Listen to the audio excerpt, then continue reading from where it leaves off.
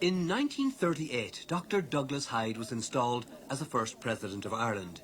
His escort for the ceremony, the Blue Hussars.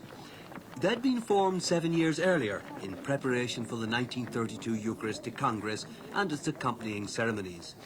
Disbanded during the war, the 40s saw them back in the saddle in their premier role as presidential escorts. The revival was short-lived. In 1948, they were permanently disbanded, and the horse gave way to the motorbike. For the last 32 years, the motorbikes have been ridden by members of the 2nd Cavalry Squadron. When protocol demands a ceremonial escort, they provide it.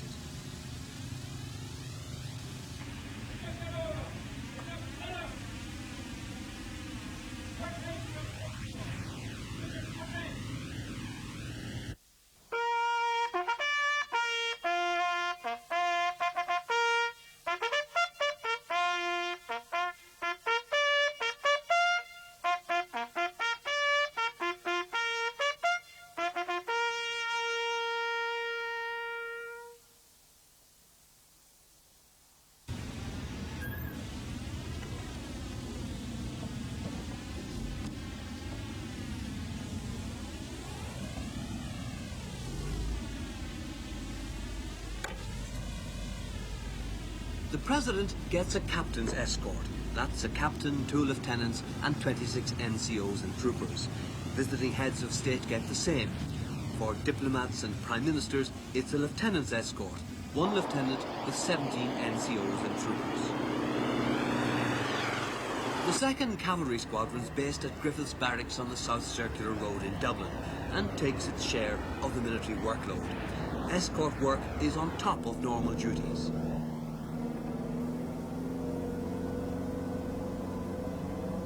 A trooper could well be escorting the President today and a cash delivery tomorrow.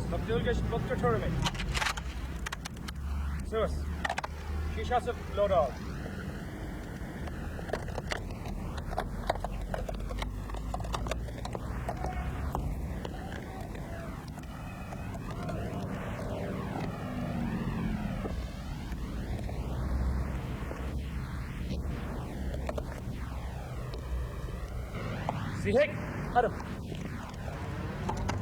Up break, Adam. Wayne scopping. Icebergs and ceremonial procedures have a lot in common. What you don't normally see is the much greater part of both. To ride in formation, you need to be trained. This is part of that training.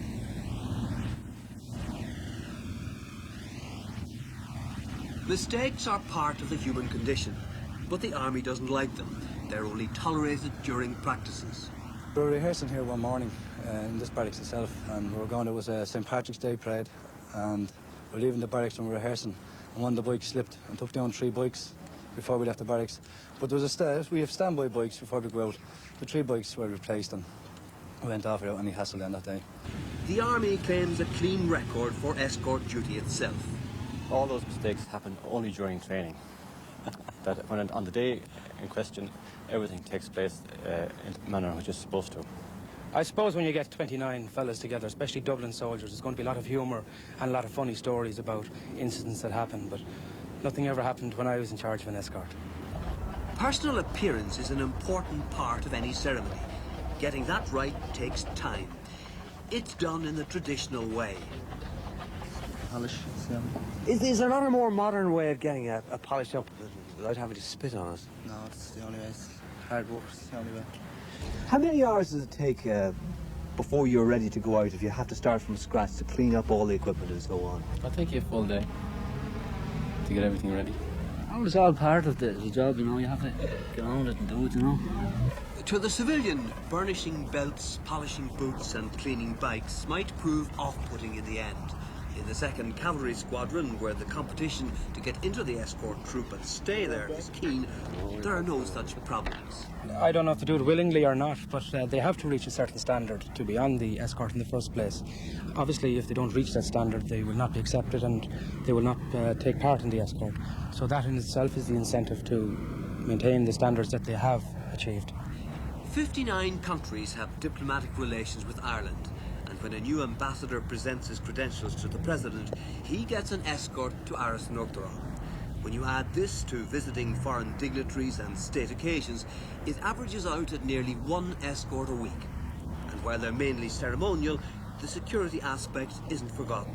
There are security procedures which we practice from time to time, and we also update them as the situation changes within, we say, Áras Nuachtaráin or on the various routes that we operate on. But they're constantly updated and practiced. What they are, the Army prefers to keep to itself for understandable reasons. With Dublin's Millennium celebrations almost upon us, there's been talk in some quarters of resurrecting the Blue Hussars to add a polish to the celebrations.